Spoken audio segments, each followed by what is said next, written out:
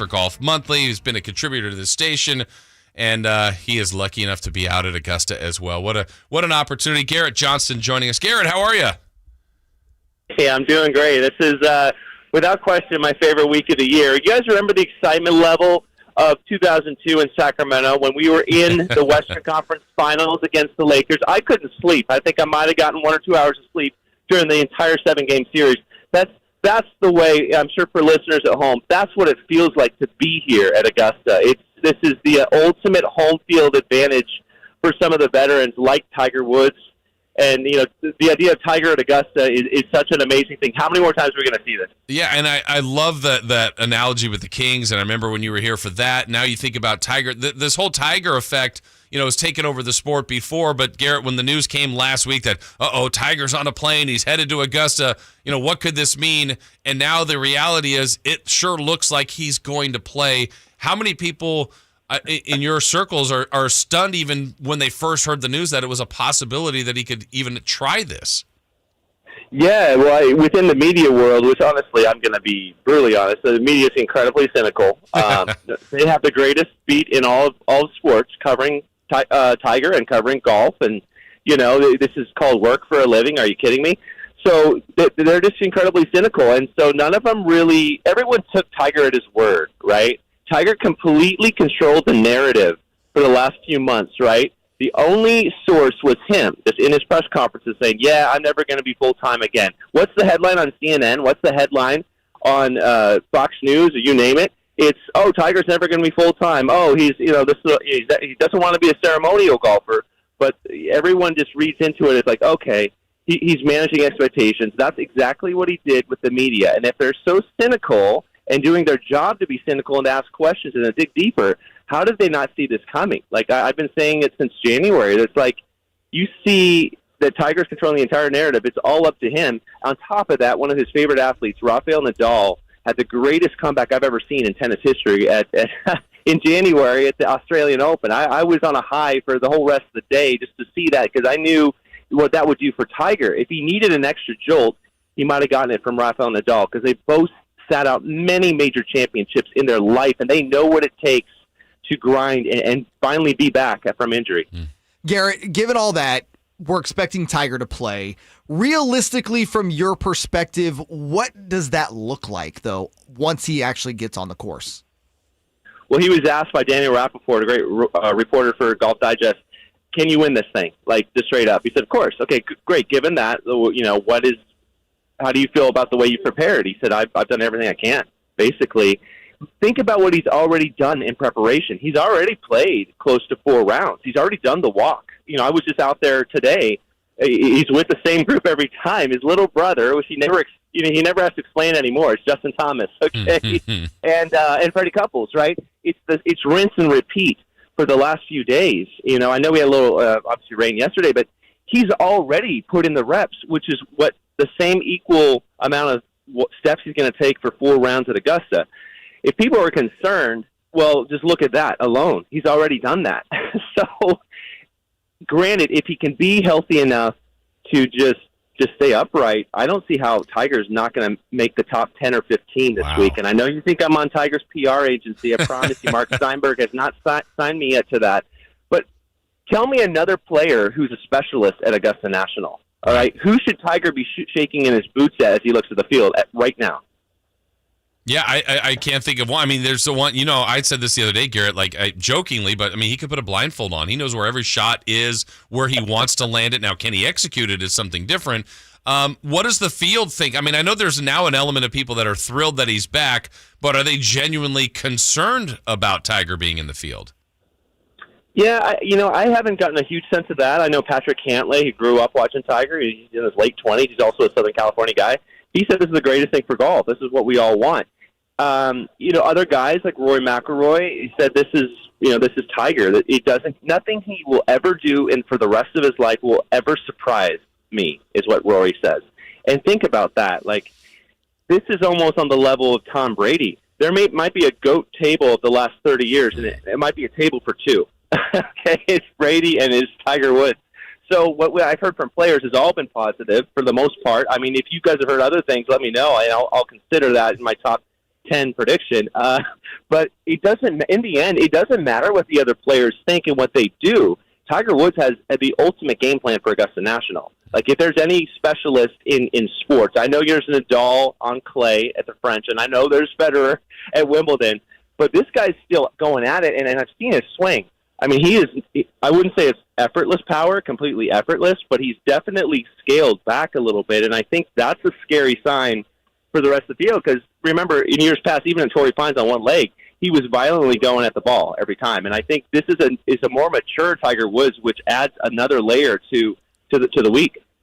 Garrett Johnston joining us. He hosts the Beyond the Clubhouse podcast. Garrett, so much made of Tiger's injury. Another guy coming into the tournament hurt is Bryson Dechambeau. Is he healthy enough, you feel, to make an impact on the tournament this weekend? He did say, where are you at percentage-wise? He said he's about 80%, 90%. We know he's semi-local to us, right? He's a Fresno guy. His home course in Madera, California, Dragonfly.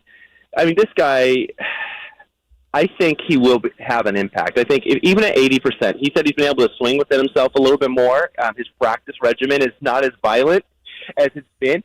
I actually, as what I just described with Tiger, I actually see similarities in the way they both played the game over the years. If you think about it, going all out, wanting to get the most distance on their drives, right? And now when they're forced by, if you will, greater powers to limit them, it's almost a blessing in disguise. And I think Bryson, he doesn't get enough credit for his short game. I mean, I've seen him grind out without it a number of events over the last couple of years. I know at Bay Hill he won last year, and it wasn't just with that big bomb driver over the water on 6. That's what we're all going to see in highlights. His short game is really impressive, and I think he's going to lean on that this week, especially around the treacherous greens at Augusta. So. Garrett, you're one of the lucky few that's been able to walk the grounds there. And, when we're talking about Tiger or others, but really Tiger on his physical ability to walk the course for 4 days, there's some people like, hey, he's walking a golf course. That's the one that I don't think people can understand the elevation changes. How would you describe the walk of Augusta and the challenge that it would be for Tiger? Yeah, that's a really good point. Whenever I walk Augusta, there's a few spots, right? I love the top of 10 because that's where the clubhouse is. You walk straight. You feel like you're almost walking straight downhill. It's one of the steepest drops, which makes it a more majestic hole, right? The trees feel taller because you're going straight downhill and then going left. That's a tough walk on him. I saw him on 15 today, which is a downhill par 5, as you guys know, that pretty hole over the water. I mean, that's where he had the crazy drop. Remember, he told Tom Rinaldi in 2013, oh, yeah, I intentionally dropped in the wrong spot, and that literally cost him the tournament. He lost by 4, and he lost 4 shots on that hole. So, no, it's spots like that, right? It's the downhill holes, which most of these holes are downhill. And I saw the way he kind of, what am I trying to say? As he stands over a ball, he hit one into 15, and then he hit a second one. But as he approached it, he got behind it, and you know how you can kind of pinch your shoulder blades behind you? He kind of did that. I saw a lot of that today over his shots, and that's just him trying to stay loose, right? And understandably, but it's also his back is another thing you have to think about. All the surgeries he's had over the years too. It's not just his lower half and his foot. But yeah, all the images I saw, like his second shots on 13 and 15 on Sunday, he hit the green in 2. Distance is not a problem for Tiger Woods. On 16, remember the greatest shot of his win in 2019, he hit it to a 1 foot. He did the same thing 3 days ago on Sunday. So if this guy knows his course, I mean, he's executing, and that's what's scary for the rest of the field. That's so awesome. I'm so looking forward to this. So we won't hold you to just one pick, but just, Garrett, as we wrap here, I don't know, a couple people that you say, all right, I think these couple golfers are the ones to watch for green jacket possibilities this weekend. Without question, I love that you gave me 2 options because this is like picking a favorite child. I mean, this is the hardest thing. John Rahm is the favorite, and he should be the favorite. He's rested. He said the greatest decision of his life since having a kid now is taking 2.5 months off in Christmas time, right? And what that did is it let him charge the batteries, and he shot 31 under par, 32 under par, and lost in Maui. Okay, big deal, but you still shot 32 under par coming straight from your living room. I mean, that was impressive to me, and he's been rested the whole kind of stretch here last 3 months. So this is a player, yes, he just lost the number 1 ranking. He said it doesn't bother him that he lost it. Scheffler earned it, right? Won 3 times in 5 starts. John Rahm's a number one in greens regulation, and that's a huge stat for Augusta National. Winners like Dustin Johnson in 2020 was first that week, as was Tiger in 2019.